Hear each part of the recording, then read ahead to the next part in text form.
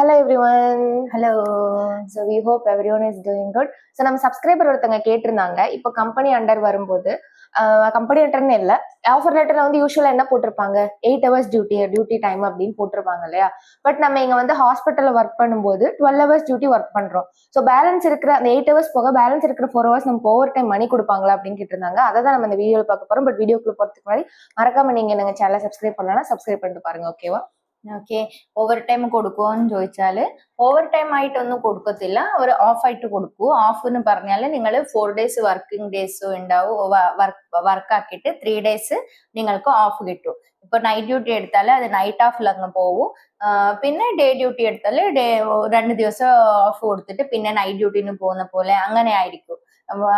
നോക്കുമ്പോൾ കറക്റ്റ് ആയിട്ട് ഒരു 15 days നിങ്ങൾ വർക്ക് ആക്കും, 15 days നിങ്ങൾക്ക് ഒരു ഓഫ് കിട്ടും. അതാണ് ഹോസ്പിറ്റലില് ഒരു അഡ്വാൻറ്റേജ്. നല്ല ലീവ് കിട്ടും, നമുക്ക് എന്നാ പറയല്ലേ, നല്ല റെസ്റ്റ് എടുക്കാനും സമയം കിട്ടും, കുക്കാക്കാൻ സമയം കിട്ടും, എല്ലാത്തിനും നമുക്ക് ഹോസ്പിറ്റൽ ഡ്യൂട്ടി എടുക്കുമ്പോൾ സമയം കിട്ടും.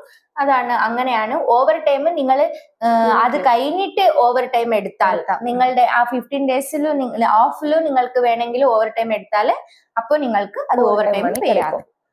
பட் கிளினிக்ல நீங்க 8 hours பாப்பீங்க இல்லையா, 8 hours இல்லாம எக்ஸ்ட்ராவா ஒரு 2 hours 10 hours பாக்குறீங்க, இல்ல 12 hours பாக்குறீங்க கிளினிக்ல அப்படின்னா அங்க உங்களுக்கு ஓவர் டைம் பண்ணி கொடுப்பாங்க.